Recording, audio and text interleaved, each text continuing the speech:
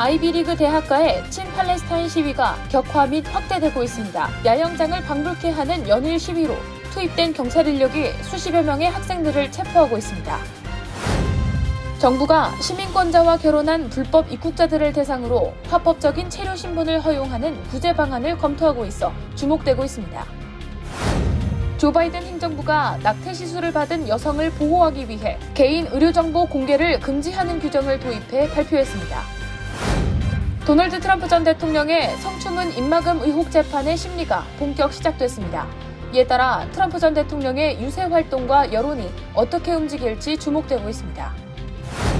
앞으로 뉴욕주에선 집주인이 세입자를 쫓아내기 위해 렌트를 터무니없이 올리는 것이 금지됩니다.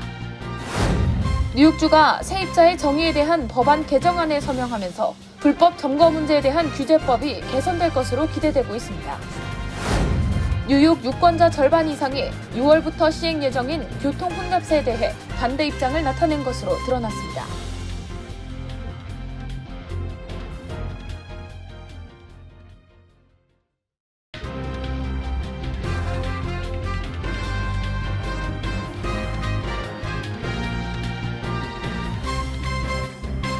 여러분 안녕하십니까? KBTV 뉴스 9 이창원입니다. 아이비리그 대학가에 친팔레스타인 시위가 격화되면서 경찰 인력이 투입되고 있습니다. 이들은 학교 캠퍼스에 수십 개의 텐트를 설치하고 팔레스타인 해방과 전쟁 중단을 요구하고 있습니다. 하지만 이로 인해 캠퍼스 내 위화감이 조성되며 안전상의 이유로 경찰 인력이 투입돼 NY에서만 120명이 체포됐습니다. 오늘의 첫 번째 소식 김은지 기자가 전해드립니다.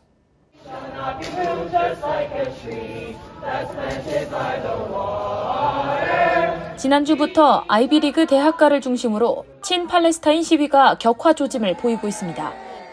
이전에도 전쟁 중단을 촉구하는 시위는 있었지만 지난주부터는 캠퍼스 내에 수십 개의 텐트를 치고 생활하며 장기전으로 돌입하는 모양새입니다.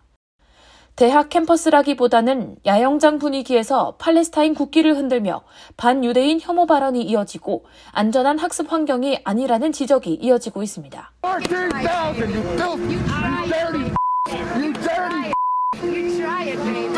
콜롬비아 대학 총장은 모닝사이드 헤이츠 캠퍼스에서 텐트를 치고 이어지는 시위에 대해 즉각 시위를 중단할 것을 요구한 반면 학생들은 지성인으로서 옳지 않은 일에 대해 멈출 것을 촉구하는 평화 시위일 뿐이라며 이를 저지하려는 학교 측의 명령을 무시할 것이라는 입장입니다. 뉴욕대학교에서 체포된 120명 가운데 4명을 제외하고는 모두 즉시 석방됐습니다.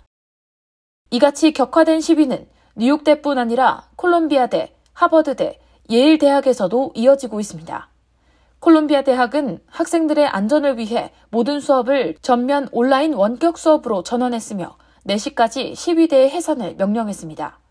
하지만 시위대가 이에 순응하지 않으면서 콜롬비아 대학은 뉴욕시경의 개입을 요청했고 이 과정에서 108명의 시위대가 체포됐으며 경찰은 텐트를 해체했습니다. 예일대학에서도 마찬가지로 약 60여 명이 체포됐습니다. 이에 일부 유대인 교수 및 학생들은 유대인 학생들이 느낄 불안감과 공포를 통감한다며 유대인 지지 시위로 맞불을 놓기도 했습니다. 한편 일부 재학생들은 원격 수업을 원치 않는다며 학교가 학습의 권리를 앗아갔다고 비판했습니다. 표현의 자유와 학습의 자유, 그리고 캠퍼스 내 다양한 인종과 종교를 존중하며 안전하게 학습할 환경을 제공해야 할 의무 사이에서 열띤 시위와 공방이 이어지고 있는 상황입니다. KBTV 뉴스 김은지입니다. 정부가 시민권자와 결혼한 불법 입국자들을 대상으로 합법적인 체류 신분을 허용하는 구제 방안을 검토하고 있어 주목되고 있습니다. 이 같은 행정 명령이 시행될 경우 약 110만 명의 불법 이민자가 합법적인 체류 신분을 갖게 될 것으로 예상하고 있습니다. 전상희 기자의 보도입니다. 월스트리트저널 보도에 따르면 바이든 행정부 당국자들은 미국에서 오랫동안 거주하고 일해온 불법 체류자들에게 취업 허가증을 발급하거나 추방을 면하는 방안을 추진하고 있습니다. 특히 부모 1명과 자녀가 미국 시민이지만 나머지 부모 1명은 불법 체류자인 가족들을 돕는 데 초점을 맞추고 있습니다. 행정명령 수혜 대상은 시민권과 결혼해 미국에서 출생한 자녀를 둔 불법 이민자로 이들에게 합법적으로 취업할 수 있는 노동허가증과 일정 기간이 지난 후 시민권 취득이 가능한 체류 신분을 부여하는 내용입니다. 다만 결혼 기간이 5년이나 10년 이상인 체류자로 한정하는 등 일종의 자격 제한을 둘 것으로 예상되고 있습니다. 그러나 시민권 취득이 가능한 체류 신분 조항이 영주권 발급을 뜻하는 것인지는 공개하지 않고 있습니다. 바이든 행정부는 행정명령을 시행할 경우 약 110만 명의 불법 이민자가 합법적인 체류 신분을 갖게 될 것으로 예상하고 있습니다.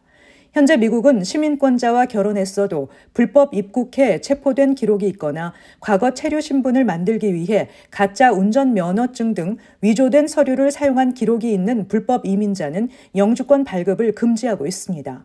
앞서 바이든 대통령은 취임 전 미국에 장기 체류하고 있는 서류 미비자들을 구제하는 이민법을 추진하겠다는 공약을 제시했지만 연방의회의 반대로 법안조차 마련하지 못하고 있습니다. 만일 이번 행정명령이 시행된다면 오는 11월 선거를 앞둔 민주당에 활력을 불어넣을 것으로 보입니다. 바이든 대통령과 이 문제를 논의한 친이민 활동가들은 바이든 대통령이 버락 오바마 전 대통령의 불법 체류 청소년 추방유예 다카 제도와 같은 변화를 가져오려고 하는 것으로 보인다고 전했습니다. 한편 공화당 측에서는 구제안이 시행되면 국경을 통한 밀입국이 더 늘어날 것이라고 반대 목소리를 높이고 있습니다. KBTV 뉴스 전상입니다. 조 바이든 행정부가 낙태 시술을 받은 여성을 보호하기 위해 개인 의료 정보 공개를 금지하는 규정을 도입해 발표했습니다. 새 규정은 지난 1996년 도입된 의료정보보호법을 강화한 것으로 다른 주로 이동해 합법적인 시술을 받는 여성들을 보호하기 위한 조치입니다. 이어서 전상희 기자의 보도입니다. 보건인적서비스부가 3만여 명으로부터 의견을 수렴한 뒤 확장한 새로운 규정에 따르면 출산과 임신과 관련해 합법적인 의료 서비스를 추구하거나 이를 제공받은 개인을 조사하기 위한 목적의 개인 의료 정보 공개는 금지됩니다. 이는 낙태를 불법으로 규정한 주에 거주하다 다른 주로 이동해 합법적인 시술을 받는 여성들을 보호하기 위한 조치입니다. 또 낙태 시술자와 보험사 또는 금전적 지원을 한 사람도 관련 정보를 주 당국에 제공하지 않을 경우 처벌받지 않도록 했습니다. 인권청의 멜라니 폰테스 레이너는 여성들은 앞으로 의사와의 대화 또는 의료 데이터가 자신들을 추적하는 데 사용될지도 모른다는 두려움에서 벗어날 수 있게 됐다고 말했습니다. 그러면서 사생활권이 침해됐다고 의심될 경우 언제든 앞으로 나와 공식적으로 문제를 제기하면 된다고 덧붙였습니다. 이번 조치는 올해 11월 대선을 앞두고 진보 성향 지지층의 표심을 얻으려는 바이든 대통령의 정책적 결정으로 보입니다. 앞서 2022년 6월 보수 성향 대법관이 다수를 차지한 연방대법원은 임신 약 24주까지 낙태를 허용한 1973년의 로데 웨이드 판결을 폐기했습니다. 이후 올해 초까지 전국 21개 주에서 사실상 낙태가 금지됐고 다른 주에서 시술을 받으려는 여성들이 늘어나는 추세입니다. 낙태권을 지지하는 연구단체에 따르면 작년 상반기 낙태 시술을 받기 위해 주 경계를 넘은 여성은 92,100명으로 3년 전 같은 기간에 비해 2배 이상 늘었습니다. 이런 가운데 알라바마와 텍사스, 오클라호마, 아이다호주는 다른 주에서 낙태 시술을 돕거나 금전적 지원을 할 경우 불법으로 간주하고 있습니다. KBTV 뉴스 전상입니다. 도널드 트럼프 전 대통령의 성추문 입막음 의혹 재판의 심리가 본격 시작됐습니다. 재판이 일주일 내 4번씩 약 6주가량 치러지는 데 따라 트럼프 전 대통령의 유세 활동과 이에 대한 여론이 어떻게 움직일지 주목되고 있습니다. 기러민 기자가 전해드립니다. 뉴욕 맨해튼 지방법원에서 열린 재판에는 지난주에 선정한 12명의 배심원단이 모두 참석했고 후안 버천 판사는 검찰 측과 변호인 측 진술을 들었습니다. 검찰 측은 트럼프가 2016년 대선에 영향을 미치기 위해 범죄 계획을 조율했고 회사 서류를 조작해 음모를 은폐했다고 주장했습니다. 그러나 토드 블렌치 변호사는 그는 위조 혐의를 받는 어떤 회사 서류에도 관여하지 않았다며 민주주의에서 선거에서 이기려는 시도 자체는 불법이 아니다라며 검찰이 억지로 범죄로 몰아가고 있다고 반박했습니다. 트럼프는 법정에 입장하기 전 기자들에게 미국의 매우 슬픈 날이라며 이번 재판이 마녀 사냥이자 부끄러운 일이라고 비난했습니다. 이날 PBS 여론조사에 따르면 1대1 가상 대결에서 바이든 대통령은 51%의 지지율로 48%에 그친 트럼프 전 대통령을 앞섰습니다. 한편 트럼프 전 대통령은 외국 정상급 인사들과 잇따라 회동하면서 바이든 행정부 관계자들은 이 같은 만남이 적절했는지 의문을 제기하고 있습니다. 뉴욕을 방문 중인 아소다로 전 일본 총리는 트럼프 전 대통령의 재선에 대비해 관계를 구축하려는 목적으로 트럼프 전 대통령과 오늘 회담을 가진 것으로 알려졌습니다. 트럼프 전 대통령은 지난 17일 뉴욕 맨해튼 트럼프 타워에서 안제이 두다 폴란드 대통령을 만나 우크라이나 전쟁과 중동 문제 등 현안을 논의했고 8일에는 플로리다 마라라고 리조트에서 데이비드 캐머런 영국 외무장관을 만나 우크라이나와 가자지구의 전쟁, 북대서양 조약기구의 미래 등에 대해 논의한 것으로 전해졌습니다. 또 지난 2월 워싱턴 DC에서 열린 보수진영 최대 연례 행사에서는 당초 연설만 하기로 돼 있었던 하비에르 밀레이 아르헨티나 대통령이 회동 요청을 보내 만남이 성사됐고 이후 두 사람의 영상이 배포되기도 했습니다. KBTV 뉴스 길려민입니다. 뉴욕주 새 예산안에는 저렴한 주택 공급과 세입자 권리 보호 패키지 법안이 포함됐습니다. 법안에 따르면 앞으로 집주인이 세입자를 쫓아내기 위해 렌트를 터무니없이 올리는 것이 금지됩니다. 기존 렌트의 10% 수준이나 CPI 상승률에 5%포인트를 더한 수준 중 낮은 상승률까지만 렌트를 올릴 수 있습니다. 방복형 기자의 보도입니다. 뉴욕 주의회는 2024년부터 2025년 회계연도 예산안을 통과시킨 후 발표한 보도자료에서 주택 부족 위기를 해결하기 위해 저렴한 주택을 공급하고 세입자 권리를 보호하는 패키지 법안도 함께 통과시켰다고 밝혔습니다. 특히 주택 패키지 법안에는 당초 줄리아 살라자르 뉴욕주 상원의원이 발의한 정당한 사유 없는 퇴거 금지법을 수정한 내용이 포함됐습니다. 통과된 패키지 법안에 따라 앞으로 집주인은 소비자 물가지수 상승률에 5%포인트를 더한 수준 이상 렌트를 올려받을 수 없습니다. 인플레이션이 심각해져 물가 상승률 5% 수준이 10%를 넘어가도 집주인은 렌트를 10%까지만 올릴 수 있습니다. 그 이상 렌트 인상을 요구했다가 기존 세입자가 감당할 수 없다고 할 경우 리스 연장을 거부할 수 없습니다. 이 정책은 뉴욕시 5개 보로에 즉시 적용되며 뉴욕주 내 다른 지역은 로컬 정부에서 자체적으로 적용 여부를 결정할 수 있습니다. 주의회는 2009년 이후 지어진 건물과 고급 주거용 건물, 아파트 유닛이 10개 이하인 경우와 콘도나 코앞 등은 적용 대상에서 빼기로 했습니다. 이미 렌트 인상률 제한이 있는 렌트 안정화 아파트도 적용 대상이 아닙니다. 더시티는 30만에서 40만 채 아파트가 새 법의 적용을 받을 것으로 예상되지만 문제는 어떤 아파트가 적용 대상인지 알기 어렵다는 점이라고 지적했습니다. 법안에서는 이 법이 적용되는 건물주는 세입자에게 내용을 통보하도록 하고 있습니다. 다만 단속이 쉽지 않고 법을 어길 경우 세입자가 집주인을 고소해야만 한다는 점도 법의 허점으로 지적됐습니다. KBTV 뉴스 방복현입니다. 뉴욕 유권자를 상대로 최근 진행한 여론조사에서 유권자의 절반 이상이 6월부터 시행할 예정인 교통혼잡세 시행에 반대 입장을 나타낸 것으로 드러났습니다. 기러민 기자의 보도입니다. 캐시 호컬 뉴욕 주지사는 어제 뉴욕주 주택법에 명시되어 있는 세입자의 정의에 대해 변경하는 개정안에 서명했습니다. 뉴욕주 의회는 경찰이 무단으로 사유지를 침입한 사건에 직접 개입하지 못하고 침입자를 주택법원으로 출석하도록 할 수밖에 없는 한계를 수정할 것이라며 이 같은 개정안에 합의했습니다. 지난 주말 동안 뉴욕주 의회에서는 상원과 하원 모두가 새로운 법안을 통과시켰습니다. 이에 어제 호컬 주지사의 서명으로 최종 승인이 난 것입니다. 뉴욕주 의회는 세입자의 정의에 있어 불법 거주자는 포함이 되지 않음을 명확히 명시했다고 강조했습니다. 이어 누군가 허가나 법적 서류 없이 단순히 거주 사실만을 주장하며 세입자 권리를 주장할 경우 경찰이 더 쉽게 개입할 수 있도록 법안을 개정했다고 전했습니다. 실제로 뉴욕시에서는 주택난으로 인해 불법적으로 주택이나 아파트를 점거하고 되려 집주인을 내쫓거나 주택에 화재를 일으키고 집주인을 폭행해 사망에 이르게 하는 등의 사건 사고가 이어졌습니다. 이에 최소 4명의 국회의원이 불법 점거 금지 법안을 뉴욕주 의회에 제출했으며 지난 주말 상하원을 통과해 마침내 뉴욕주지사의 서명까지 마무리된 것입니다. 에릭 애덤스 뉴욕시장 역시 자기 명의로 부동산을 매입하는 것은 아메리칸 드림이라며 세입자의 권리만큼이나 주택 소유주의 권리도 중요하다며 법안 개정을 환영했습니다. KBTV 뉴스 길려민입니다. 캐티 호쿠 뉴욕 주지사가 어제 세입자 권리와 관련해 세입자의 정의에 대한 법안 개정안에 서명했습니다. 이에 불법적으로 주택을 점거하고 세입자 권리를 주장하는 범죄에 대해 더 강력하고 신속하게 대처할 수 있을 것으로 기대됩니다. 이어서 기러미 기자입니다. 뉴욕시 메트로폴리탄 교통공사는 올 6월 중순을 기점으로 뉴욕시 맨해튼 60스트릿 남단으로 진입하는 차량에 대해 교통정체와 환경오염을 만든다며 교통혼잡세를 징수할 것이라고 밝혔습니다.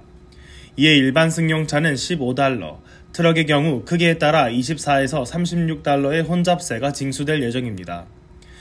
하지만 교통혼잡 및 환경오염이 해당 교통혼잡세 시행으로 확실히 해결되느냐를 놓고 뉴저지 주정부와 법정 소송이 이어지고 있습니다. 뉴저지 주정부는 이는 뉴욕시의 국한에서 바라본 해결책이라며 차량이 혼잡세를 내지 않기 위해 다른 지역으로 우회하면서 환경오염이 타 지역으로 전가될 뿐이라며 이는 효과 없는 정책이며 주민들의 주머니를 털어가려는 계략일 뿐이라고 반박하고 있습니다. 이에 시에나 칼리지가 어제 발표한 설문조사 결과 응답한 뉴욕 유권자의 63%가 맨해튼 교통혼잡세 시행에 반대한다는 입장을 밝혔습니다. 교통혼잡세 시행을 찬성한다는 입장은 25%에 불과했습니다. 특히 이번 교통혼잡세 시행이 효과가 있을 것으로 보냐는 질문에 대해 전체 응답자의 단 14%만이 효과가 있을 것이라고 답해 정책 시행에 대한 효과 역시 신뢰하지 못하고 있는 것으로 드러났습니다. 교통혼잡세가 시행된다면 44%는 맨해튼에 가지 않을 것이라고 응답했고 14%는 맨해튼 방문 빈도를 줄일 것이라고 답하는 등 뉴욕시에 오는 것을 꺼릴 것이라는 응답이 과반수 이상을 차지했습니다. MTA는 교통혼잡세 시행을 통해 약 $10억 달러의 추가 수입을 거둬들일 수 있을 것으로 기대하고 있습니다. 해당 수익금을 통해 뉴욕시 대중교통시설 개선에 투입한다는 계획으로 일부 수익금은 뉴저지주와도 나눌 것이라고 밝혔지만 아직까지 몇 %를 나눌 것인지 구체적인 언급은 하지 않았습니다. KBTV 뉴스 길려민입니다. 아이빌리그, 사립대 등 명문대학들이 갈수록 학비 보조 혜택 대상을 확대하고 있습니다. 지난해 대입 전형에서 인종 요인 고려가 금지된 이후 학생 다양성 강화를 위해 재정 지원 대상을 넓히는 대학들이 늘어나는 추세입니다. 다트머스대는 최근 수업료와 기숙사, 식비까지 포함되는 무상 등록금 수혜 대상을 연소득 기준 $12만 5천 달러까지로 2배 가까이 늘렸습니다. 밴더빌트대도 수업료 전액 면제는 물론 소득에 따라 장학금까지 제공하는 수혜 대상을 연소득 $15만 달러 이하 가정에 속한 학생으로 확대한다고 발표했습니다. 버지니아대와 노스캐롤라이나대도 최근 학비 보조 혜택 확대안을 발표했습니다. 프린스턴대 이사회는 전체 학부생의 70%에게 학비 보조를 제공하는 동시에 저소득층 학생 확대 입학 전형 정책 심의 결과를 지난달 승인한 바 있습니다. 다음 달부터 7번 전철 82 스트리트 잭스나이츠 역과 111 스트리트 역에서 플러싱행 전철 운행이 중단됩니다. 부식 단계에 도달한 강철 빔을 교체하고 계단을 수리하는 등 전반적인 구조를 개선하기 위해서입니다. 앞서 공사를 진행한 맨하탄행 플랫폼은 작업을 모두 마치고 정상 운행하고 있습니다. 해당 역을 이용하는 승객은 각각 90 스트리트 역과 매츠, 월렛츠 포인트 역에서 맨하탄행 열차를 이용하면 됩니다. 공사는 오는 5월 6일 시작하며 내년 1분기까지 이어질 예정입니다. 이번 작업에는 계단과 에스컬레이터 교체, 타일링, 해안 폭풍 대비 등이 포함됩니다. 메트로폴리탄 교통공사가 시행한 무료 버스 프로그램이 예산 미비로 종료될 예정입니다. 뉴욕주 예산안에 이 프로그램에 대한 비용이 반영되지 않았습니다. 무료 버스 프로그램은 작년 시작된 시범 사업으로 9월부터 각 보로에서 1개 노선씩 무료 버스가 운행됐습니다. 앞서 MTA는 이 사업을 15개 노선으로 확대하고자 기존 예산에서 3배 확대한 $4,500만 달러를 요청했습니다. 그러나 주의회와 주정부 협상 결과 한 푼도 반영되지 않았습니다. 일각에서는 시범 사업 1년을 맞은 오는 9월부터 종료될 가능성이 크다고 보고 있습니다. 잠시 후 커뮤니티 브리핑을 전해드립니다.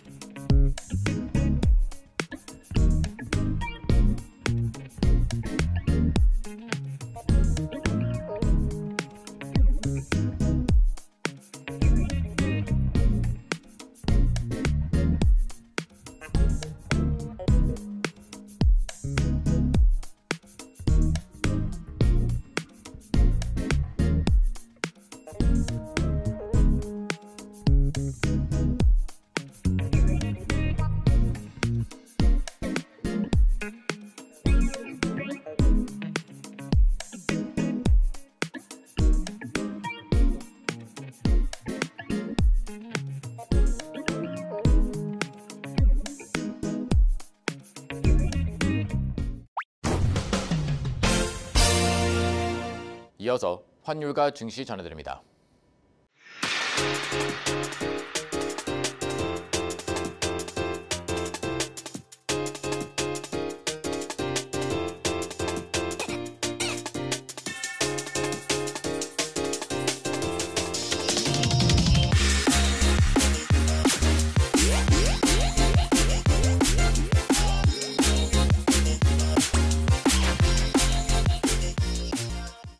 잠시 후 뉴욕과 뉴저지 날씨 전해드립니다.